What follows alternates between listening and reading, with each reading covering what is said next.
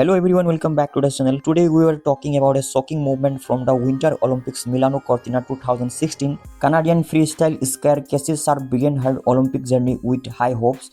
The two-time Olympic medalist was competing in the women freestyle skiing half-pipe qualification in Livigno, Italy. Fans are excited to watch her performance. During second run, something went wrong. Casey lost control in the air and then she crashed hard. She landed heavily on her left side and slid down the half pipe. The crowd fell silent. Medical teams quickly rushed onto the cross. She was carefully placed on a stretcher and taken away from medical evaluation. But in a brave and emotional movement, Casey waved to the crowd. The small gesture showed true Olympic spirit, courage even in pain. Fans around the world are now wishing her a safe and speedy recovery. If you are also supporting Casey Sharp, leave a laugh emoji in the comment section. Do not forget to like, subscribe for more Olympic updates. See you in the next video.